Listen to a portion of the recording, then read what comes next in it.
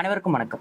வெல்வது நிச்சயம் 2025 அப்படிங்கிற title free class and test series அப்படிங்கிறத ப்ரொவைட் பண்றோம். ஸோ அதுபடி 12th பொலிட்டிக்கல் சயின்ஸ் புக்ல இருக்கக்கூடிய ஒவ்வொரு லெசன்ஸோட டாபிக்ஸ் நம்ம பார்த்து வந்துருந்தோம். ஸோ லாஸ்ட் வீடியோல 7th லெசன் கம்ப்ளீட் பண்ணிருப்போம். ஸோ இந்த வீடியோல 8th லெசன் திட்டமிடுதலும் வளர்ச்சி அரசியலும் அப்படின்னு சொல்லிட்டு லெசனை நம்ம ஸ்டார்ட் பண்ணுவோம். ஓகேங்களா? ஸோ இந்த லெசன்ல பிளானிங் கமிஷன் திட்டமிடல் ஆணையத்துடைய முக்கியமான பங்கு என்ன, அதெல்லாம் எப்படி உருவாக்குனாங்க, ஓகேங்களா? ஸோ அவங்களுடைய முக்கியமான பணிகள்லாம் என்னென்ன அப்படிங்கிறத பத்தி நம்ம டிஸ்கஸ் பண்ணலாம். ஓகேங்களா?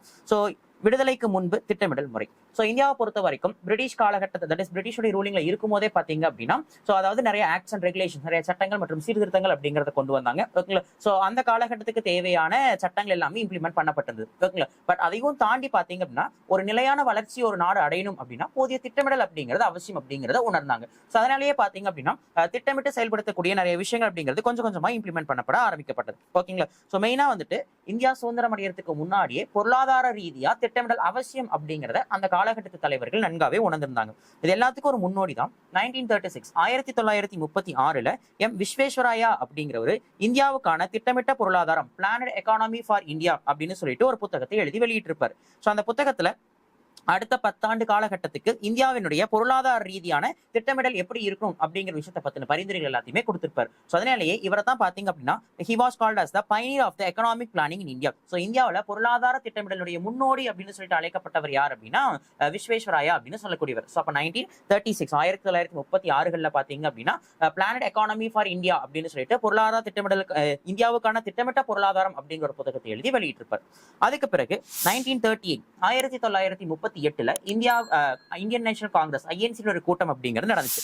அந்த கூட்டத்துல என்ன முடிவு பண்ணிருப்பாங்க அப்படின்னா, சோ இந்தியாவுக்கு ஒரு நிலையான ஒரு இந்தியாவினுடைய பல்வேறு பொருளாதார பிரச்சனைகளுக்கு விடை காணும் வகையில நாடு தழுவிய ஒரு பொருளாதார திட்டம்னு சொல்லக்கூடிய ஒரு பிளானிங் அப்படிங்கிற ஒண்ணு உருவாக்கப்பட்டது. சோ அந்த ஒரு விஷயத்துக்காக 1938 சோ அப்போ INC தலைவராக இருந்தவர் நேதாஜி சுபாஷ் சந்திர போஸ். சோ அவருடைய முயற்சியில தேசிய திட்டக்குழு அப்படின்னு சொல்லக்கூடிய நேஷனல் பிளானிங் கமிட்டி அப்படிங்கிறது உருவாக்கப்பட்டது. சோ யார் அந்த நேஷனல் பிளானிங் கமிட்டின்னு சொல்லக்கூடிய தேசிய திட்டக்குழுவுக்கு தலைமை தாங்கினாங்க அப்படின்னா ஜவஹர்லால் நேரு அப்படிங்கிற ஒரு தலைமை தாங்கியிருப்பார்.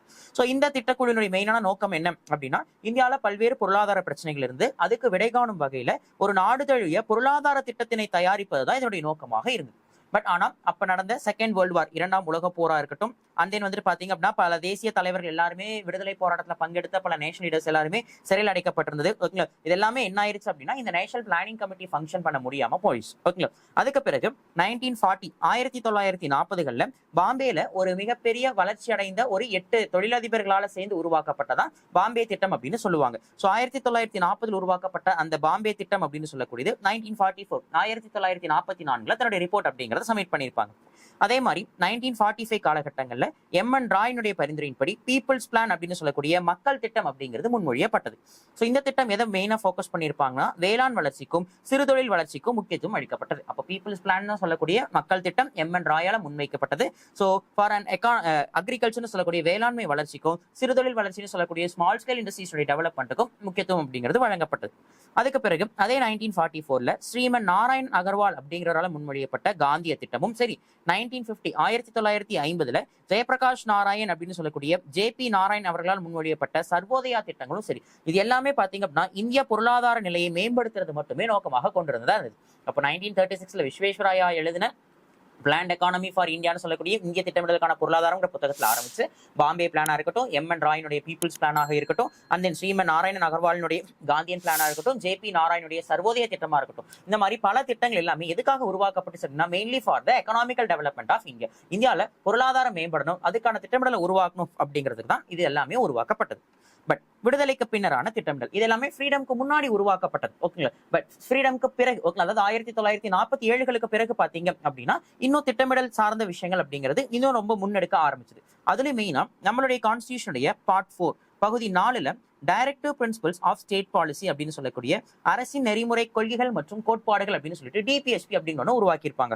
அதனுடைய மெயினான நோக்கமே என்ன அப்படின்னா பொருளாதார வளர்ச்சியில சமூக நீதி உறுதியளிக்கப்படுவதும் இணைக்கப்பட வேண்டியதன் முக்கியத்துவத்தை அரசியலமைப்பை உருவாக்கியவர்கள் நன்கு புரிந்திருந்தனர். அப்போ சோசியலாகவும் சரி, எக்கனாமிக்கலாகவும் சரி, சோ அதாவது யார் யாருக்கெல்லாம் பின்தங்கி இருக்காங்களோ அவங்க எல்லாத்துக்கும் டெவலப்மெண்ட்ஸ் கொடுக்கணும். அட் த சேம் டைம் அதை கொடுக்கறதா அரசாங்கத்துடைய கொள்கை அப்படின்னு சொல்லிட்டு திட்டமிடல் அப்படிங்கிற நீண்டகால வளர்ச்சி அடிப்படையாக கொண்டிருக்கணும் அப்படிங்கிறதையும் கருதியிருப்பாங்க. ஸோ அப்போ சுதந்திரத்துக்கு பிறகு நம்மளுடைய கான்ஸ்டியூஷன்லயே பிளான் எக்கனாமி டெவலப் பண்றதுக்கான அந்த திட்டமிடல் அப்படிங்கிற ஒரு விஷயத்தை DPSP மூலியமாக என்ன பண்ணிருப்பாங்க அப்படின்னா செயல்படுத்திருப்பாங்க. அதாவது அரசாங்கத்துடைய கொள்கைகள் அப்படிங்கிறது சமூக அளவிலையும் பொருளாதார அளவிலையும் மக்களை மேம்படுத்துறது அப்படிங்கறது அவங்களுடைய முக்கியமான நோக்கங்களாக அமைஞ்சிருந்தது. ஓகேங்களா? சோ இதனுடைய விளைவுதான் இந்திய திட்ட ஆணையம் அப்படின்னு சொல்லக்கூடிய பிளானிங் கமிஷன் அப்படிங்கிற ஒண்ணு இந்தியாவில் உருவாக்கப்பட ஆரம்பிக்கப்பட்டது. ஓகேங்களா? சோ அப்படி 1950 மார்ச் மாசம் பாத்தீங்க அப்படின்னா இந்திய திட்ட ஆணையம் அப்படின்னு சொல்லக்கூடிய நேஷனல் பிளானிங் கமிஷன் அப்படிங்கிறது உருவாக்கப்பட்டது. சோ அதனுடைய சேர்பர்சனா யார் இருந்தாங்க அப்படின்னா இந்தியாவுடைய முதல் பிரதமராக இருந்த பண்டிட் ஜவஹர்லால் நேரு தலைமையில இந்த ஃபர்ஸ்ட் நேஷனல் பிளானிங் கமிஷன் அப்படிங்கிறது உருவாக்கப்பட்டது. யூஸ்வலா பிளானிங் கமிஷனுக்கு யார் ஹெட்டா இருப்பாங்க அப்படின்னா பிரைம் மினிஸ்டர், பிரதமர் தான் ஹெட்டா இருப்பாங்க. அப்படி முதல் பிளானிங் கமிஷனுடைய ஹெட்டாவும் யார் இருந்திருப்பாங்கன்னா அப்போதைய முதல் பிரதமராக இருந்த ஜவஹர்லால் நேரு தான் இருந்திருப்பார். ஓகேங்களா? சோ அப்போ இந்த பிளானிங் கமிஷனுடைய முக்கியமான வேலை என்னவா இருந்துச்சு அப்படின்னா இந்திய அரசு ஒரு ரெசல்யூஷன் மூலியமா, ஒரு தீர்மானத்தின் மூலியமா என்ன பண்ணிருப்பாங்க, இந்த பிளானிங் கமிஷன் உருவாக்கியிருப்பாங்க. கான்ஸ்டிடியூஷன்ல டிபிஎஸ்பில சமூக பொருளாதார அடிப்படையில மக்களுக்கான திட்டங்களை வகுக்கிறது அரசாங்கத்துடைய கொள்கை அப்படின்னு சொல்லியிருந்தாங்க. ஓகேங்களா? பட் ஆனா அதை தாண்டி பிளானிங் கமிஷன் உருவாக்குற மாதிரி எந்த ஒரு கான்செப்ட்மே கான்ஸ்டிடியூஷன்ல இல்ல. சோ அப்போ கவர்மெண்ட் என்ன பண்றாங்க, பை ரெசல்யூஷன், அதாவது ஒரு தீர்மானத்தின் அடிப்படையில தான் வந்துட்டு பாத்தீங்க அப்படின்னா இந்த பிளானிங் கமிஷன் அப்படிங்கறத உருவாக்குறாங்க. சோ இதனுடைய மெயினான நோக்கம் என்னவா இருக்கு அப்படின்னா நாட்டின் வளங்களை மிகுந்த திறனுடனும் சமநிலையுடனும் பயன்படுத்துவதற்கான ஒரு திட்டமாக இது பார்க்கப்பட்டது. அப்போ கண்ட்ரியில் இருக்கக்கூடிய ரிசோர்ஸ் சொல்லக்கூடிய வளங்களை ரொம்ப எஃபிஷியன்ட் ஆகும், சமநிலைன்னு சொல்லக்கூடிய ஈக்குவட்டபிள் ஆகும், சஸ்டைனபிளாகவும் பயன்படுத்துறதுக்கான ஒரு ஆர்கனைசேஷன், ஒரு அமைப்பாக தான் இந்த திட்ட ஆணையம்னு சொல்லக்கூடிய பிளானிங் கமிஷன் அப்படிங்கறத பார்த்திருப்பாங்க. ஓகேங்களா? சோ இந்த பிளானிங் கமிஷனுடைய மெயினான நோக்கம் என்ன அப்படின்னா திட்டங்களை உருவாக்குவது தொடர்பான ஒரு ஆலோசகர் பணியை மேற்கொள்றது. அதாவது சென்ட்ரல் கவர்மெண்ட்டும் ஸ்டேட் கவர்மெண்ட்டும் பாத்தீங்க அப்படின்னா நிறைய சட்டங்களை கொண்டு வருவாங்க, நிறைய ஸ்கீம்ஸ் கொண்டு வருவாங்க. ஆனா அதுக்கான ஆலோசனைகளை கொடுக்கிறது இந்த பிளானிங் கமிஷனுடைய வேலையாக இருந்தது. விச் மீன்ஸ் எந்த திட்டங்களை அமல்படுத்தினா பொருளாதார ரீதியா மேம்படலாம் அப்படிங்கிற மாதிரியான ஆலோசனைகளை கொடுக்கிறது பிளானிங் கமிஷனுடைய வேலை. சோ அந்த ஆலோசனைகளை கேட்டு செயல்படுறதுதான் மத்திய மாநில அரசுகளுடைய முக்கியமான பணியாக அமைஞ்சிருந்தது. ஓகேங்களா? சோ அப்படி இந்த பிளானிங் கமிஷனுடைய முக்கியமான பணிகள் என்னென்ன அப்படின்னு சொல்லி பார்த்தோம் அப்படின்னா திட்ட ஆணையத்துடைய பணிகள் அப்படின்னு சொல்லும் போது எதிர்கால வளர்ச்சிக்கு ஏத்த மாதிரி, ஃபியூச்சர் டெவலப்மெண்ட்டுக்கு ஏத்த மாதிரி மூல வளங்கள்னு சொல்லக்கூடிய ரிசோர்சஸ் எஸ்டிமேட் பண்றது இவங்களுடைய முக்கியமான பணி. ஓகேங்களா? சோ வருங்காலத்துக்கு ஏத்த மாதிரி இந்தியாவில் இருக்கக்கூடிய ரிசோர்சஸ் மதிப்பீடு செய்யறது, எஸ்டிமேட் பண்றது இவங்களுடைய முக்கியமான பணி. ஓகேங்களா? அடுத்தது மனித வளங்கள், மூலதனம், கச்சா பொருட்கள் ஆகியனவும் இதில் அடங்கும். அப்ப ரிசோர்சஸ் சொல்லும் போது எந்த மாதிரி ரிசோர்சஸ் சொல்லலாம், ஹியூமன் ரிசோர்சஸ் அப்படிங்கறத சொல்லலாம், கேபிட்டல் ரிசோர்சஸ் அப்படிங்கறத சொல்லலாம். ஓகேங்களா? கச்சா பொருட்கள். சோ இந்த மாதிரி எந்த ரிசோர்சஸா இருந்தாலும் சரி எல்லாமே ரிசோர்சஸ் சொல்லக்கூடிய வளங்களுக்குள்ளாரதா வரும். சோ அப்படி அந்த மூல வளங்களை மதிப்பீடு செய்யறதுதான் திட்ட ஆணையத்துடைய முக்கியமான வேலை அப்படின்னு சொல்றாங்க. அட் த சேம் டைம் பாத்தீங்க அப்படின்னா இந்த வளங்களை பயன்படுத்தி திறனுடனும் ரொம்ப எஃபிஷியன்ட் ஆகும், சமநிலை தவறாமலும், அந்த சஸ்டைனபிலிட்டிங்கிறது கொஞ்சம் கூட குறையாமலும் அதை ரிசோர்சஸை பயன்படுத்துறதுக்கான திட்டங்களை வகுக்கிறது இந்த ஆணையத்துடைய முக்கியமான பணி. அப்போ வளங்கள் இருக்குதா அப்படிங்கிறத பார்த்து அந்த வளங்களை எஸ்டிமேட் பண்றது, அதுக்கடுத்தது அந்த வளங்களை ஃபியூச்சரிஸ்டிக்கா திங்க் பண்ணி அந்த வளங்களை வச்சு திட்டங்களை மதிப்பீடு பண்ணி திட்டங்களை செயல்படுத்துறது இவங்களுடைய முக்கியமான வேலையாக இருக்கும். ஓகேங்களா? அது மட்டும் இல்லாம சரி எந்த துறைகளுக்கு நம்ம முக்கியத்துவம் கொடுக்கறது, எந்த திட்டத்தை நம்ம செயல்படுத்துறது அப்படிங்கும் போது முன்னுரிமையின் அடிப்படையில துறைகள் கண்டறியப்பட்டு ரிசோர்சஸை ஒதுக்கீடு செய்ய வேண்டும். ஓகேங்களா? சோ எந்த துறைக்கு அதிகம் தேவை இருக்கோ அதன் அடிப்படையில் என்ன பண்ணணும் அப்படின்னா அந்த ரிசோர்சஸை ஒதுக்கணும், முன்னுரிமை கொடுக்கணும் அப்படின்னு சொல்றாங்க. அது மட்டும் இல்லாம எல்லா ரிசோர்சஸையும் ஒரே கட்டமா செயல்படுத்திடலாமா அப்படின்னா அதுவும் கூடாது. ரிசோர்சஸ் என்ன பண்ணுங்க அப்படின்னா பல கட்டங்களாக செயல்படுத்துங்க அப்படின்னு சொல்றாங்க. ஓகேங்களா? சோ திட்டங்களை ஒவ்வொரு கட்டமாக நிறைவேற்றி முழுமைப்படுத்துவதிலும் ஆணையத்தினுடைய பங்களிப்பு அப்படிங்கிறது ரொம்ப ரொம்ப முக்கியமான ஒன்றாக இருக்கு. சோ எனவே வளர்ச்சிக்கு இடையூறாக இருக்கும் சூழ்நிலைகளை அடையாளம் காண வேண்டியதும் இந்த ஆணையத்தினுடைய முக்கியமான பொறுப்பு. அப்ப வளங்களை கண்டறிந்து அந்த வளங்களை எந்த திட்டத்துக்கு முன்னுரிமை அடிப்படையில் கொடுத்து அதை ஒட்டுமொத்தமா ஒரே இதுல செஞ்சு முடிச்சிடாம பல பேசஸா பல கட்டங்களா அதை செயல்படுத்தி நடுவில் அந்த திட்டங்களை செயல்படுத்துறதுக்கு பிரச்சனைகள் வரும், அது எல்லாத்தையுமே கலைந்து ஆராய்ஞ்சு அந்த திட்டங்களை செயல்படுத்துறதா இந்த பிளானிங் கமிஷன் சொல்லக்கூடிய திட்டமிடல் ஆணையத்துடைய முக்கியமான பணியாக இருக்கும். அது மட்டும் இல்லாம நாட்டின் அவ்வப்போது நிலவும் சூழ்நிலைகளுக்கு தக்கவாறு திட்டங்களை திறம்பட நடைமுறைப்படுத்துவதற்கான வழிகளையும் திட்ட ஆணையம் ஆராய்கிறது. எல்லா சிச்சுவேஷன்ஸ்லயும் ஒரே மாதிரியான நிலை இருக்குமானா இல்ல. சில நேரங்கள்ல பஞ்சம் ஏற்படலாம், வெள்ளம் ஏற்படலாம், இயற்கை பேரிடர்கள் ஏற்படலாம். அப்போ அதுக்கு நாம அதிக நிதி அப்படிங்கறத செலுத்துற மாதிரி இருக்கும். அப்ப என்ன பண்றாங்க, நாட்டினுடைய அப்போதைக்கு சூழ்நிலைகளுக்கு ஏத்த மாதிரி என்ன பண்ணுங்கிறாங்க அப்படின்னா அந்த திட்டங்களை செயல்படுத்துறதுக்கான வழிமுறைகள், ஆலோசனைகள் எல்லாத்தையுமே அரசுக்கு கொடுக்கணும் அப்படிங்கிற பரிந்துரை கொடுக்குறாங்க. ஒரு திட்டத்தின் பல்வேறு கட்டங்களில் நிறைவேற்றப்பட வேண்டிய இலக்குகளை ஆணையம் வரையறை செய்கிறது. இப்போ ஒரு ஸ்கீம் இருக்கு அப்படின்னா அந்த ஸ்கீமை phase 1ல இவ்வளவு செய்யணும், phase 2ல இவ்வளவு செய்யணும் அப்படின்னு சொல்லிட்டு ஒவ்வொரு ஃபேஸ்லயும் ஒவ்வொரு கட்டங்கள்லயும் அந்த ஸ்கீம் வந்துட்டு எவ்வளவு பெர்சன்டேஜ் செஞ்சு முடிக்கணும் அப்படிங்கிற விஷயத்தை பரிந்துரைக்கிறதும் இந்த திட்டமிடல் ஆணையத்துடைய மெயினான நோக்கம். அண்ட் திட்ட செயல்பாடுகள் உரிய கால இடைவெளிகளில் மதிப்பீடு செய்யப்பட வேண்டும். அப்படி அந்த திட்டங்கள் செயல்படுத்தப்படும் போது ஃப்ரீக்வெண்டா ஒரு சர்டைன் டியூரேஷன் ஆஃப் டைம்ல என்ன பண்ணணும் அப்படின்னா ஒரு சர்டைன் டைம் கொடுத்து அதுக்கு என்ன பண்ணணும் அப்படின்னா அதை வந்துட்டு மதிப்பீடு செய்யணும், எஸ்டிமேட் பண்ணணும். இவ்வளவு பெர்சன்டேஜ் முடிஞ்சிருக்கு, இன்னும் இவ்வளவு பெர்சன்டேஜ் தேவை, அதுக்கு ஃபண்டு தேவை. ஸோ இப்ப இருக்கிற விஷயங்கள்ல இதுக்கு நம்ம முன்னுரிமை கொடுக்கலாம், இதுக்கு அடுத்து நம்ம ப்ரியாரிட்டி செகண்டா கொடுக்கலாம் அப்படின்னு சொல்லிட்டு அப்பப்போ ஃப்ரீக்வெண்டா எஸ்டிமேட் பண்ணணும் அப்படிங்கிறதையும் சொல்றாங்க. இந்த செயல்முறைகளில் உரிய செயல் திட்டங்களை மத்திய மாநில அரசுகள் வகுக்கும் வகையில் ஆலோசகராக திட்ட ஆணையம் இருக்கிறது. அப்ப இது எல்லாத்தையும் செயல்படுத்துறது மத்திய மாநில அரசுகளா இருந்தாலும் இதெல்லாம் ஆலோசனைகளை கொடுக்கிறது திட்ட ஆணையம் தான். ஓகேங்களா? ஸோ அப்போ சிம்பிளா சொல்லணும்னா ரிசோர்சஸ் என்னென்ன இருக்குங்கிறத ஆராய்ஞ்சு அந்த ரிசோர்சஸை எந்தெந்த திட்டங்களுக்கு செயல்படுத்தலாம் அப்படிங்கறத தெரிஞ்சு முன்னுதாரணத்தின் அடிப்படையில பல்வேறு கட்டங்களா அதை செஞ்சு அதை அந்த ரிசோர்சஸை ஃப்ரீக்வெண்டா எஸ்டிமேட் பண்றது மதிப்பீடு செஞ்சு அந்த திட்டங்களையும் மதிப்பீடு செஞ்சு ஓகேங்களா சூழ்நிலைகளுக்கு ஏற்றவாறு திட்டங்களுக்கு முன்னுரிமை கொடுக்கிறது. இது எல்லாத்தையும் மத்திய மாநில அரசுகளுக்கு பரிந்துரை கொடுக்கிறது திட்டமிடல் ஆணையம்னு சொல்லக்கூடிய பிளானிங் கமிஷனுடைய மெயினான வேலையா இருக்கும். ஓகேங்களா? ஸோ ஒரு குறிப்பிட்ட பிரச்சனைகள் எழும்போது அதனை ஆய்வு செய்து அரசுக்கு ஆலோசனை வழங்குவதும் திட்ட ஆணையத்தின் பணியாகும். ஸோ ஏதாவது பிரச்சனை ஏற்படுது அப்படின்னா அதை ஆராய்ஞ்சு அரசுக்கு ஆலோசனை வழங்குறதும் பிளானிங் கமிஷனுடைய முக்கியமான வேலை தான்.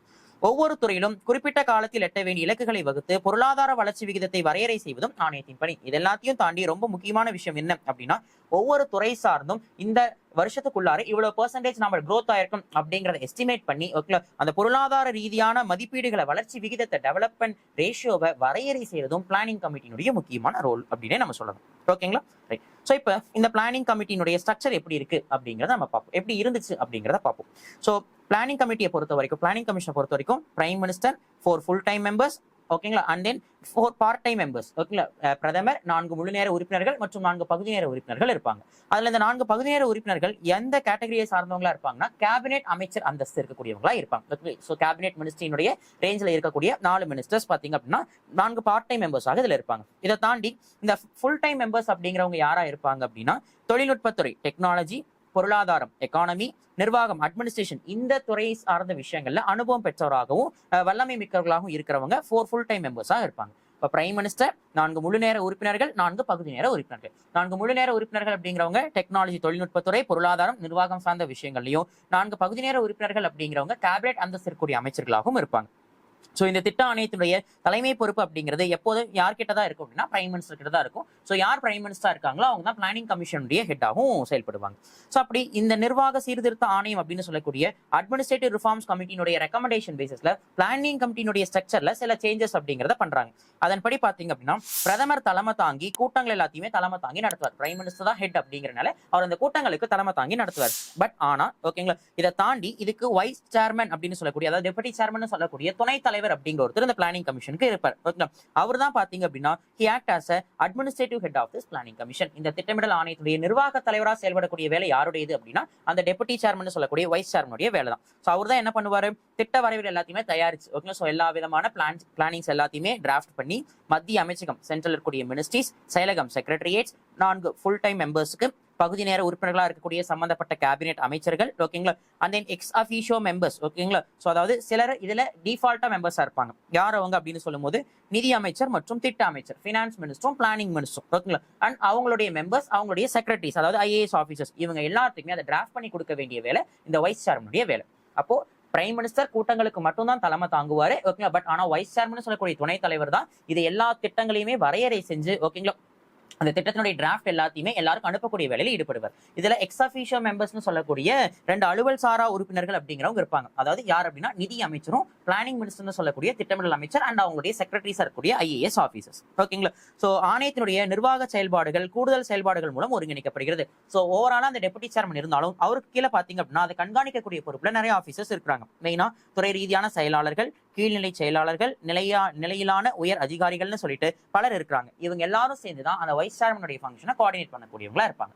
இதுல ரொம்ப முக்கியமான விஷயம் என்ன அப்படின்னா இட் இஸ் சென்ட்ரல் ஆர்கனைசேஷன். இது முழுக்க முழுக்க மத்திய அரசினுடைய கட்டுப்பாட்டில் இருக்கிற ஒரு அமைப்பா தான் இருக்குமே தவிர மாநில அரசுக்கு பிரதிநிதித்துவம் அளிக்கப்படல. ஏதர் சீஃப் மினிஸ்டர்ஸோ இல்ல வேற யாராவது இல்ல மெம்பர்ஸா இருக்கிறாங்கன்னா யாரும் கிடையாது. முழுக்க முழுக்க இட் இஸ் கம்ப்ளீட்லி மத்திய அரசினுடைய அமைப்பாக சென்ட்ரல் ஆர்கனைசேஷனாக தான் இந்த பிளானிங் கமிஷன் அப்படிங்கிறது செயல்படும். ஓகேங்களா. ஸோ இந்த பிளானிங் கமிஷனை பொறுத்த வரைக்கும் உங்களுடைய மெயினான ஃபங்க்ஷன்ஸ் அந்த இதுக்குள்ளா இருக்கக்கூடிய பணிகள் அப்படின்னு செய்யும் போது இது ஒரு கலெக்டிவ் ரெஸ்பான்சிபிலிட்டி ஓகேங்களா. ஸோ அதாவது பிளானிங் கமிஷன் சொல்லும் போது ஒரு கூட்டு பொறுப்பு அப்படிங்கிற ஃபங்க்ஷனுக்கு கீழே தான் ரெஸ்பாண்ட் பண்ணுவாங்க. பட் ஆனா மெயினா 3 மேஜர் டிவிஷன்ஸ் இருப்பாங்க ஓகேங்களா. ஒன்னு ஜெனரல் டிவிஷன் சொல்லக்கூடிய பொது பிரிவு அண்ட் தென் பொருள் பிரிவு அப்படின்னு சொல்லக்கூடிய சப்ஜெக்ட் டிவிஷன் அந்த நிர்வாக பிரிவுன்னு சொல்லக்கூடிய அட்மினிஸ்ட்ரேட்டிவ் டிவிஷன் சொல்லிட்டு ஜெனரல், சப்ஜெக்ட், அட்மினிஸ்ட்ரேட்டிவ், பொது பிரிவு, பொருள் பிரிவு, நிர்வாக பிரிவுன்னு சொல்லிட்டு 3 பிரிவுகளாக இந்த ஆணையம் அப்படிங்கிறவங்க செயல்படுவாங்க. சோ பொருளாதாரம் தொடர்பான அனைத்து பணிகளையும் மேற்கொள்றவங்க யார் அப்படின்னா ஜெனரல் டிவிஷன் சொல்லக்கூடிய பொது பிரிவை சார்ந்தவர்கள். இதே குறிப்பிட்ட வளர்ச்சி பணிகள், அதாவது பாத்தீங்க அப்படின்னா உணவு, வேளாண்மை, மின்சாரம், நீர்ப்பாசனம், போக்குவரத்துன்னு சொல்லிட்டு தனிப்பட்ட ஒவ்வொரு சப்ஜெக்ட் சார்ந்த டெவலப்மெண்ட் விஷயங்கள் அனலைஸ் பண்றதுக்காக இருக்கிறவங்க பொருள் பிரிவுன்னு சொல்லக்கூடிய சப்ஜெக்ட் டிவிஷன். அண்ட் இதை தாண்டி அட்மினிஸ்ட்ரேட்டிவ் சம்பந்தமான பணிகளை மேற்கொள்றவங்க நிர்வாக பிரிவுன்னு சொல்லக்கூடிய அட்மினிஸ்ட்ரேட்டிவ் டிவிஷன் கீழே இருப்பாங்க. ஸோ இதெல்லாம் தான் பிளானிங் கமிஷனுடைய முக்கியமான ரோல், பவர்ஸ் அண்ட் ஃபங்க்ஷன்ஸ்.